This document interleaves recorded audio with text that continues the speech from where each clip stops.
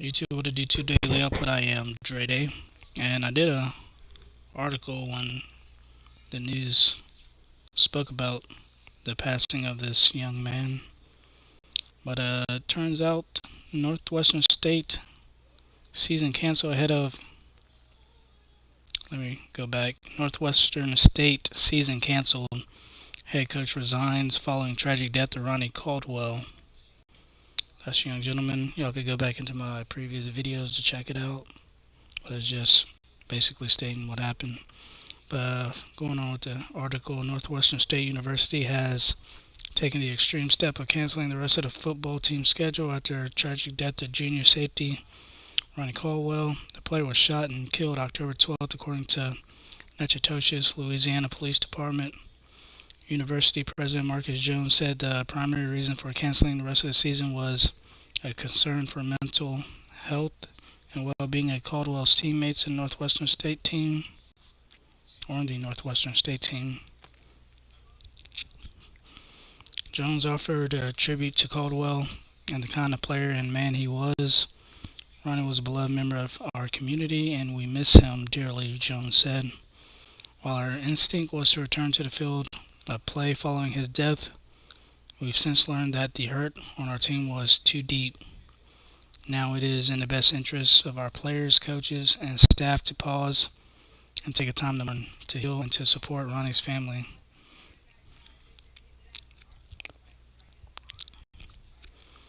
In addition to canceling the remainder of the Northwestern State season, head coach Brad Laird resigned from his position. Laird had been in his sixth season as a head coach of the team. Due to the loss of Ronnie and his emotional burden it has caused me, I don't feel I can give my all to these players or this program, Laird said. Any coach will tell you that their players become like family, so the loss of Ronnie was like losing a son. The Natchitoches police has arrested John McIntosh, 27, of Natchitoches for possession of a firearm and the presence of a controlled dangerous substance. McIntosh was Caldwell's roommate.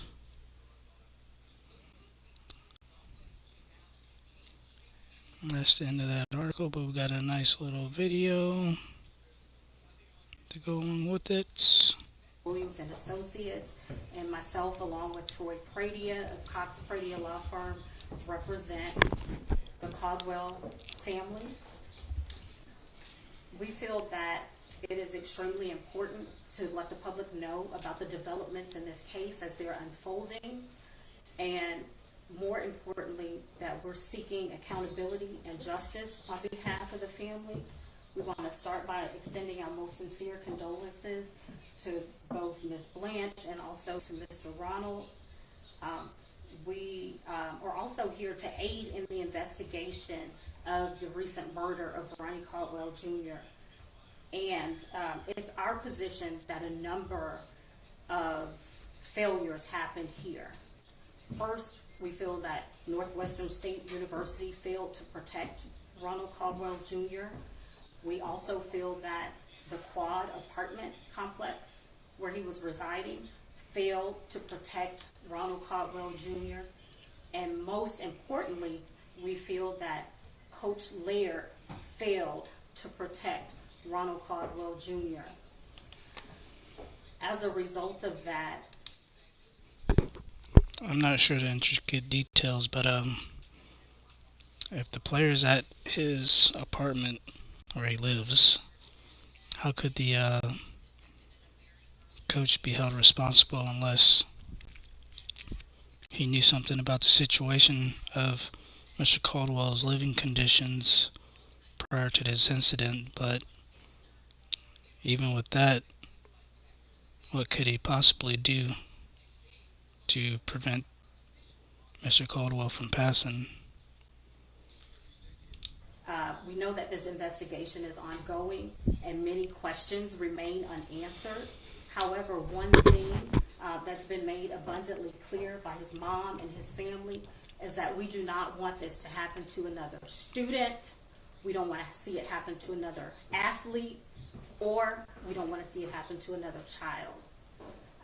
We're seeking accountability and justice, And I'm going to turn it over at this time to Troy so that he can speak a little bit more about the facts. Good afternoon. My name is Troy Brady. I'm with the Cox Brady Law Firm. We represent the Caldwell family along with Daniel Williams and Associates. My partner Jonathan Cox also will be involved in this case. I want to express heartfelt condolences to Blanche Bradley and to Ronald Caldwell Sr. This is an unimaginable tragedy that happened to Ronnie Jr. and it shouldn't happen to any other child. I'm going to give you some brief facts of what we believe occurred. On October the 9th, 2023, Ronnie Jr. contacted his father via phone and stated that his roommate threatened him with a gun. His father said that he was going to contact Coach Brad Laird, and Ronnie Caldwell Sr. did contact Coach Brad Laird. Coach Brad Laird responded by saying that he would move Ronnie Jr. immediately from the apartment unit to a safer location. 3 days passed by, there was no action from Brad Laird or the university. In the wee hours of the morning, October 12, 2023, Ronald Caldwell Sr. received a call from Coach Brad Laird that said his son was murdered. This is outrageous, and it shouldn't happen to any other child. We believe that the university and Coach Brad Laird did nothing to protect Ronald Jr. Brad Laird made a statement in the press stating that Ronnie Jr. was like a son to him. Well, if he was like a son, he would have protected him. All his father wanted was his son to be moved to a safer location. To give you some more facts about what occurred, in the spring of 2023, there was some mold in Ronald Jr.'s apartment. He was living with a fellow football player. And so he was getting sick. His mom said, hey, you need to move to another apartment complex. And so he was moved to another apartment complex. He didn't know the person he was moving with. This person was a non-athlete, was not a student. We come to understand that Campus Advantage, an Austin-based company, manages this property. And so there's a mix of non-students and athletes in the apartment complex. It's a shame that some of the basketball players had to witness Ronnie Jr. getting murdered. They stayed with him until the ambulance. It took the ambulance over 1 hour to respond to the call. And so at this point, we are seeking accountability. We're seeking justice for the family. And we want to send our condolences to Ms. Blanche and to Ronald Sr. And so at this point, if the family would like to make a statement, we will allow them to do so. I just want to say that this was senseless, preventable, and I'm an educator. And I know when we have drills at school that I encourage the kids and demand for the kids, hey, take this seriously. This may be a drill today, but it could be real tomorrow. And it has happened to be real for me. However, in my mind, I've always thought about, if this happened, what would I do? If a shooter was in my building, what would I do? At least I'll be able to tell a parent, if I should survive it, what happened to their kid. I'm looking for answers. There was no security anywhere. There was no preventions for this put in place anywhere, even though we're surrounded by gun violence and other violence. There's nothing put in place that would have protected my son, and I didn't know this.